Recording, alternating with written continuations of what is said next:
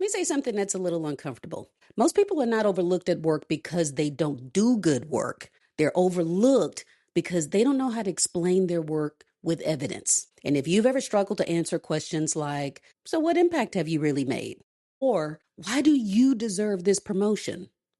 Then this episode is for you. In my last episode, I showed you how to collect your receipts, and that would be your wins, your proof. Today, I'm going to show you how to actually use those receipts so that you can talk about your career wins with confidence using simple numbers like time saved, money saved, or even people impacted. By the end of this episode, you will know how to take one career win, turn it into a clear, confident statement about the value of your work. It's not bragging, it's not hype, it is just evidence. And this is the missing step between the working hard part and actually being recognized for it. So, like I mentioned in a previous episode, I actually introduced you to the concept of collecting your receipts. And if you haven't had a chance to look at that, I strongly recommend looking at that first and then coming back to this episode. You have the what is career receipts? And then you understand in this episode the application of using your career receipts. What that is, that's going to be, after you've done the good work. We're not talking about doing something, nude. We're not planning for something ahead. We're actually taking a moment to reflect backwards. So that's going to be the projects you've already done, the evidence of those projects, the wins that you've had, and what are the things that measure why it was a win in the first place. All of that is evidence of the good work you've already done. So the reason that you want to collect your receipts is because having them, number one, just having the receipts is not enough. I mean, that's the first step. That is the first mindset shift that I want you to have, is that you realize that you are supposed to be keeping score. You are the one that's supposed to be basically tallying your wins as you go through them. But that is the first step. And then once you keep that going and you have that momentary reflection after every career win, it is going to build confidence. And that confidence needs to come across when you're communicating in high stakes conversations. So we talked about having something in your pocket, the measurements, using your leverage to be able to talk yourself through those conversations about a promotion. So receipts alone don't do enough if you don't use them as a confident way to explain them. So in today's episode, we're going to talk about the application of using your receipts when you need to get on the other side of those high stakes conversations. Being charismatic and having the sparkling personality is fantastic, but when you're in those high stakes conversations, I don't want you to just be the one that is smiling in all the right places that everybody likes. I want you to be the person that actually shows up with evidence that is going to back up everything that you're saying, all of the different ways that you are basically explaining your value and the impact that you've made for your organization. So you are not going to go back and you're not summarizing your whole career. And that is, just a little bit of a sidebar. When you're in these high impact conversations, you're not going all the way back to the beginning of your career and explaining all the things that have happened in your history. You are talking about those places where you basically were the player on the team that scored the game-winning touchdown, or you were the person in that project that made sure you got everyone across the goal line. These are those moments. And let me also say that if you're here watching this episode, you probably already have this moment in your mind because you know that you've been doing good work. You know you have projects or things where you were the one that made it happen. And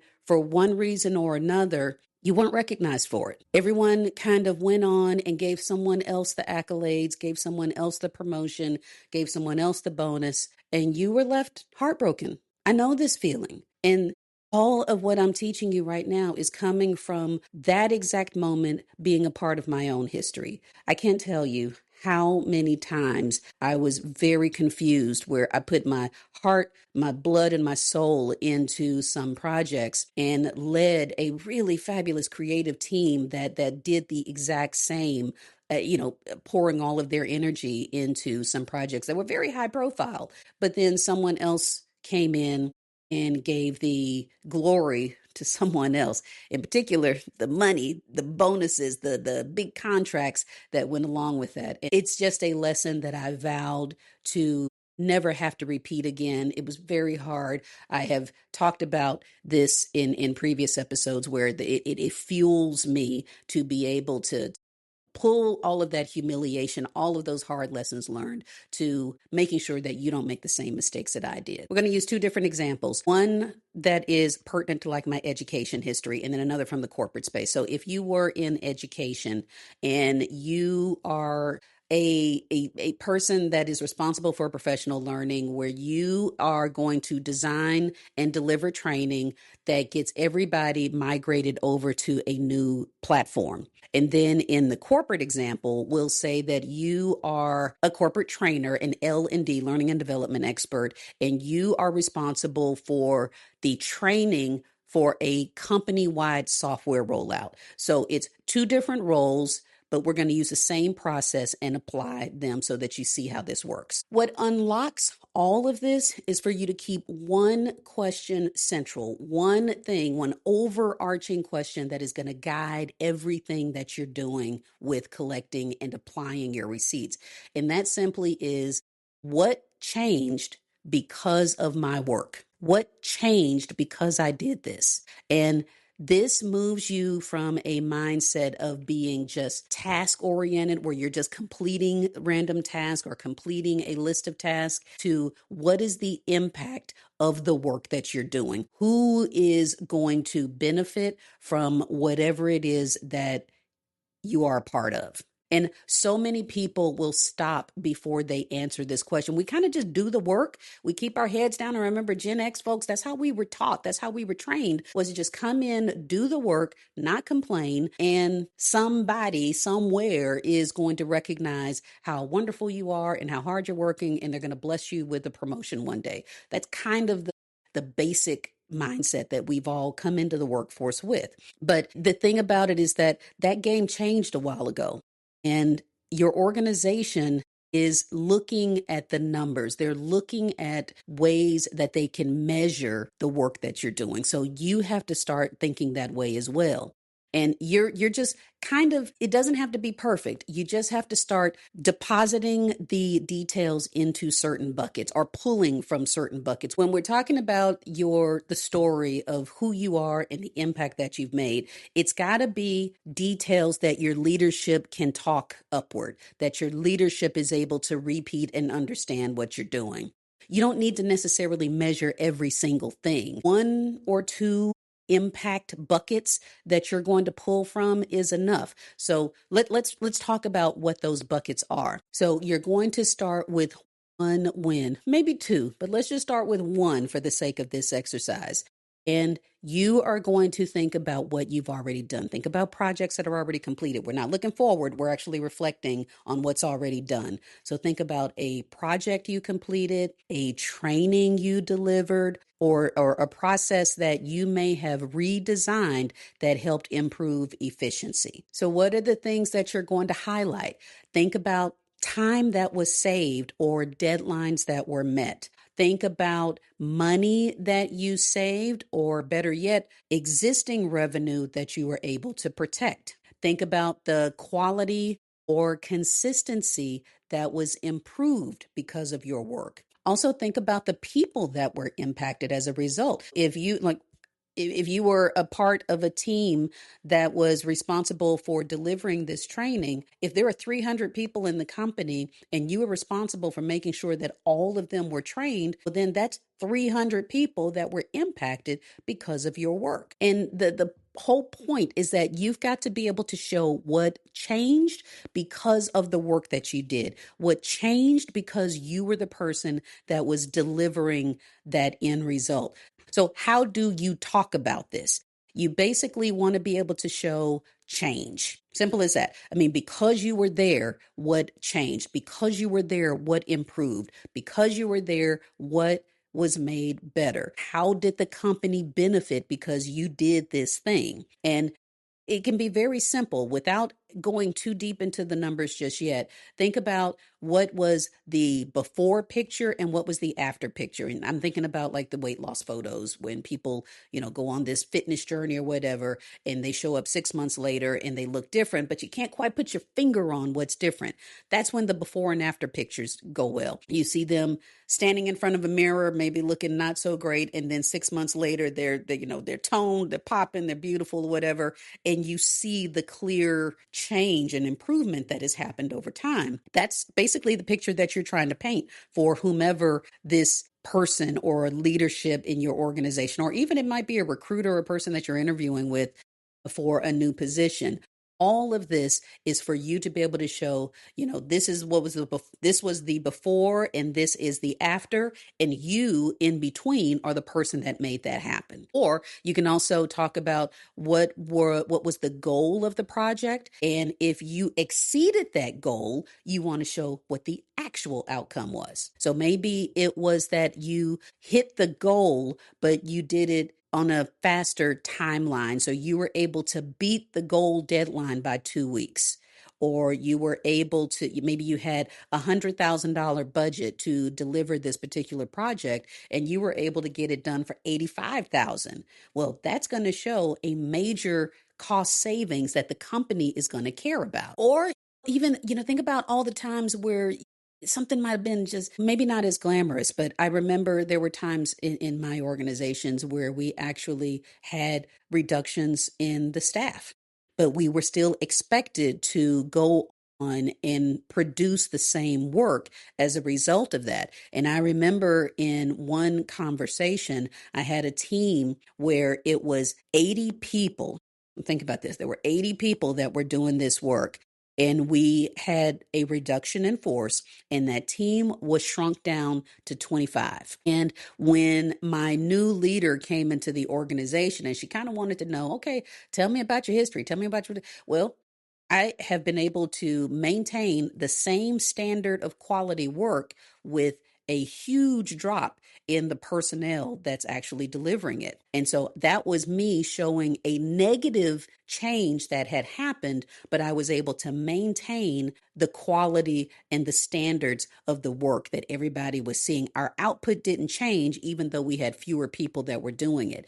And me being able to articulate that in the moment was impressive. I mean, I'm talking about it now. I was the one that was there and I'm still impressed. But you get the point, is that the numbers and the details, the measurements, they matter with helping the other person really understand the full picture of what you're doing and how you're helping the organization move forward. So I want you to do a little bit of math. And, we're not talking about perfect decimals were to 1/10%. You know how you have made a change, but maybe you just haven't taken the time to really write out what numbers matter, what the measurements are. So in the training example, let's say that you were able to get the whole organization trained. So let's say 300 people in the organization trained, but roughly about 50% is what you were expecting to be able to impact right away. But as a result of your work, you didn't get just 50% adopted. You actually got 57% adoption on this new platform, or people effectively using the new software by the expected time. And with the timeline, you were, instead of the 10 weeks that was allotted to get all the training done, you were able to get it done in 8 weeks. So that means going from 10 weeks originally expected down to 8 weeks. That is you reaching the goal 20% faster than originally anticipated. If the project, say for instance, you were given $100,000 budget to be able to carry this out, but with the people trained, with the resources that were used, you totaled out at $85,000. So not only did you get more people trained in a faster amount of time, you were also able to do it for 15% less than was originally anticipated. These are all numbers that your organization and your leadership is going to find impressive. This is what makes people stand up and pay attention when you're able to show up with these kinds of receipts. So let's put all of that together. All of these impact buckets that you're pulling from, in again, going back to our original template, because of my work, blank changed. How do you make this all fit now? Well, you could say, because of my work, training was completed 20% faster and 15% under budget. That's impactful. That is going to make people take notice. And this is how you are able to take all of that work you've already done just by going back and reflecting, opening up your calendar, looking at the people that were a part of the team, maybe paying attention to some of the smaller details that you might have glazed over because you're so focused, so busy doing the work that you're not thinking about what glory is going to come afterwards. You're just simply getting it done. But when you take a beat to really take a breath and really go back and examine what it is that you did for the organization, you might see how really special your work and your presence has been for them. And you've got to think about it. Are these things that your leadership is going to value? With all of the different tasks that you take on, some that are truly assigned to you and some things that we take on because we think they look good, start thinking about how those tasks actually fit into the big picture of the goals that your company is trying to achieve. So if you're the one that's organizing all the birthday parties or the baby showers and everything, is that work actually valued? I mean, yeah, it might be some feel goods, but when it comes down to promotion considerations, or when it comes down to your quarterly bonus or your annual bonus, are these the things that anybody is going to say, oh, because she organized that baby shower, oh, she knocked those gifts out of the park, she deserves a promotion? No, honey, they ain't thinking that way. So with all of the different buckets that we've named, your leadership is going to care about those areas before anything else. Hopefully, by going through these little reflection exercises, you're able to understand that confident people are not necessarily louder. They are simply more clear with who they are and what they bring to the table. They are able to, again, they're able to come up with the receipts. I know I sound like a broken record by saying that, but it really is true. When you know your stuff, you show up a little bit differently. You're talking about these things with your whole chest. You are basically saying, hey, y'all are lucky to have me because this is what I did for you. And I don't want you to come in there all Billy Badass and, get yourself kicked out. But I do want you to be able to walk in there truly understanding your value. That is the whole point of this. You basically, what changed because of the work that you did. You know what the impact was because you were there. And these are the different ways. These are the ways that you bring actual meat into the conversations when you're talking about why you deserve that promotion, when you are advocating for yourself for that quarterly or that annual bonus. You can carry this into interviews too. I mean, because all the people really want to know, they don't necessarily want to know your entire history. They don't want to know where you were born and, what your grandmother taught you. They want to know what you can do for them. Simple as that. And when you're able to show up, cut to the point, and let them know that because of the training that I did, I was able to completely redesign the onboarding process for my company, which meant new hires were able to go from a 6-week onboarding to a 4-week onboarding. That is going to sound really good to them. That's going to make them ask you more questions. Tell us more. How did you do that? Tell us a little bit about this is what the problem that we need solved. Can you tell us how you might apply this to that? These are the ways that you get them interested. You get them hooked. You get them wanting to know more about you and basically understand how valuable you are as a part of their team. So like I've already been explaining, if you haven't looked at my Collect Your Receipts episode, the episode where we're basically talking about how you come into these high stakes conversations and start reframing the way you advocate for yourself. If you have not looked at that episode, please do so. But the other part that you need is my Collect Your Receipts guide. You can actually download it from the link in the description. And once you download that, it really is a lot of self-paced prompts. You actually are able to look at that and follow along in the episode so that you can fully understand how to apply this. So if you haven't done that, go to the link in the description and actually start writing out how you're going to now start to advocate for yourself when you come into these high stakes conversations. And remember, I just want you to pick one win, maybe two, but you're not going through and rewriting everything in your resume. You're not thinking about everything you've done over the last 20 years of work. You know what projects that you've been a part of. You know where you were the person that got everyone across the goal line. So come back with one or two of those examples, and you're going to think of the impact buckets that you're going to pull from. Think about the one sentence that you can start off with. Because of my work, this changed. Because of my work, this is how the organization benefited. And remember, you already have the experience. You are just learning how to talk about it with more confidence and show up with your whole chest to be able to advocate for yourself in those high stakes conversations. Remember, honey, I'm here to make you win. I am here to make sure that you understand your own hype and what you bring to the table. So if you benefited from this episode, if there was something that you learned and you think more of your friends need to know about it, please share this with them. I mean, the whole point is that we start understanding who we are, we understand our value, and we start coming into these conversations, understanding the game and able to really show up with the evidence of who we are and what we bring. So if you enjoyed this, like on the episode, make sure you subscribe because I got more goodies that I'm going to talk about in the next episode. All right. Thanks for stopping by, and I hope this helped.